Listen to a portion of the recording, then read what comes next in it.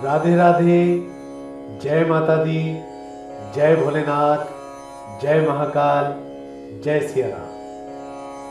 आज हम गुप्त नवरात्रे क्या है और इन दिनों कौन सी पूजा का महत्व है और वर्ष 2025 में यह नवरात्रि कब है, इसके बारे में कुछ जानकारी देंगे। उम्मीद करते हैं यह वीडियो आपको नई जानकारी प्रदान करेगा। जानकारी प्रदान करने से पहले जो इस चैनल पर नए हैं उनसे प्रार्थना है कि चैनल को सब्सक्राइब करके बेल आइकन को दबाना ना भूलें। आइए शुरू करते हैं इस वीडियो। गुप्त नवरात्रों में मां दुर्गा की पूजा का विधान होता है। यह गुप्त नवरात्र साधारण जन के लिए नहीं होते हैं। मुख्य रूप से इनका संबंध जो है वो साधना और तंत्र के क्षेत्र से जुड़े लोगों से होता है। इन दिनों भी माता के विभिन्न रूपों की पूजा का विधान लिखा गया है। जैसे नवरात्रों में मां दुर्गा के 9 रूपों की पूजा की जाती है, उसी प्रकार गुप्त नवरात्रों में भी साधक माता की विभिन्न प्रकार से पूजा और अर्चना करते हैं और उनसे शक्ति और सामर्थ्य की प्राप्ति का वरदान मांगते हैं। क्या है गुप्त नवरात्रों का रहस्य, इसके बारे में भी जानते हैं। मां दुर्गा को शक्ति का रूप कहा गया है। ऐसे में इन गुप्त नवरात्रों में मां के सभी रूपों की पूजा की जाती है। देवी की शक्ति पूजा व्यक्ति को सभी संकटों से मुक्त कराती है और विजय का आशीर्वाद देती है। गुप्त नवरात्र भी सामान्य नवरात्र की भांति वर्ष में 2 बार आते हैं, एक आषाढ़ माह में और दूसरा माघ माह में। नवरात्र के समय साधना और तंत्र की शक्तियों में इजाफा करने के लिए मां के भक्त इन नवरात्रों में व्रत और उपवास करते हैं। इन नवरात्रों में भी पूजा का स्वरूप सामान्य नवरात्रों की तरह ही होता है। जैसे चैत्र और शारदीय नवरात्रों में मां दुर्गा के 9 रूपों की पूजा नियम से की जाती है, उसी प्रकार इन गुप्त नवरात्रों में भी 10 महाविद्याओं की साधना का बहुत महत्व कहा गया है।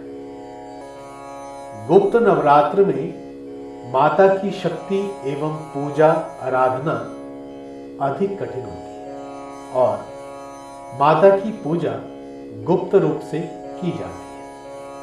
इसी कारण इन्हें गुप्त नवरात्र की संज्ञा भी दी जाती है। इस पूजन में अखंड ज्योत प्रज्वलित की जाती है और प्रातः काल एवं संध्या के समय देवी पूजा अर्चन किया जाता है। गुप्त नवरात्र में तंत्र साधना करने वाले 10 महाविद्याओं की साधना करते हैं और इस दौरान 9 दिनों तक दुर्गा सप्तशती का पाठ किया जाता है। अष्टमी या नवमी के दिन कन्या पूजन करने के साथ यह व्रत पूर्ण हो जाता है। गुप्त नवरात्रों में माता आद्य शक्ति के समक्ष शुभ समय पर घट स्थापना की जाती है, जिसमें जौ को उगने के लिए रखा जाता है। इसके एक ओर पानी से भरा कलश स्थापित करके कलश पर कच्चा नारियल रखा जाता है। कलश स्थापना के बाद मां भगवती की अखंड ज्योति जलाई जाती है और भगवान श्री गणेश, वरुण देव, भगवान विष्णु, भगवान शिव, सूर्य भगवान सहित चंद्रादि नवग्रह की पूजा भी की जाती है। उपरोक्त देवताओं की पूजा करने के बाद मां भगवती की पूजा की जाती है। नवरात्रों के दौरान प्रतिदिन उपवास रखकर दुर्गा सप्तशती का पाठ और देवी का पाठ किया जाता है। गुप्त नवरात्र में 10 महाविद्याओं के पूजन को प्रमुखता दी जाती है। श्रीमद् देवी भागवत के अनुसार महाकाली के उग्र और सौम्य 2 रूपों में अनेक रूप धारण करने वाली 10 महाविद्याएं उत्पन्न हुई। भगवान शिव की यह महाविद्याएं सिद्धियां प्रदान करने वाली होती हैं। इन 10 महाविद्याओं को मां दुर्गा के 10 रूपों के रूप में जाना जाता है। प्रत्येक महाविद्या अद्वितीय रूप लिए हुए प्राणियों के समस्त संकटों का हरण करने वाली होती है। इन 10 महाविद्याओं को तंत्र साधना में बहुत उपयोगी और महत्वपूर्ण माना जाता है। ये 10 महाविद्याएं कौन सी हैं? आइए जानते हैं इसके बारे में। सबसे पहले देवी काली 10 महाविद्याओं में से एक मानी जाती है। तंत्र साधना में तांत्रिक देवी काली के रूप की उपासना किया करते हैं। दूसरे नंबर पर आती है देवी तारा। 10 महाविद्याओं में से मां तारा की उपासना तंत्र साधकों के लिए सर्व सिद्धिकारक मानी जाती है।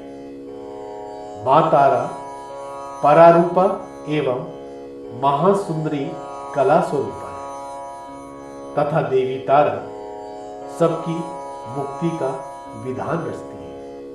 तीसरे नंबर पर आती है मां ललिता। मां ललिता की पूजा से समृद्धि की प्राप्ति होती है। दक्षिण मार्गी शाक्तों के मतानुसार देवी ललिता को चंडी का स्थान प्राप्त है। चौथे नंबर पर आती है मां भुवनेश्वरी। माता भुवनेश्वरी सृष्टि के ऐश्वर्य की स्वामिनी है। भुवनेश्वरी माता सर्वोच्च सत्ता की प्रतीक है। इनके मंत्र को समस्त देवी देवताओं की आराधना में विशेष शक्तिदायक माना गया है।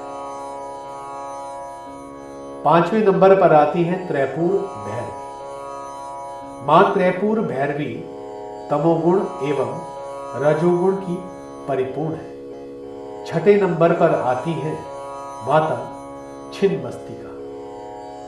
माता छिन्नमस्तिका को मां चिंतपूर्णी के नाम से भी जाना जाता है। मां चिंतपूर्णी भक्तों के सभी कष्टों को मुक्त करने वाली है। 7वें नंबर पर आती है मां धूमावती। मां धूमावती के दर्शन पूजन से अभिष्ट फल की प्राप्ति होती है। मां धूमावती जी का रूप अत्यंत भयंकर है। इन्होंने ऐसा रूप शत्रुओं के संहार के लिए धारण किया है।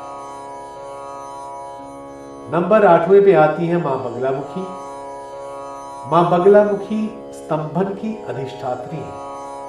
इनकी उपासना से शत्रुओं का नाश होता है तथा भक्त का जीवन हर प्रकार की बाधा से मुक्त हो जाता है।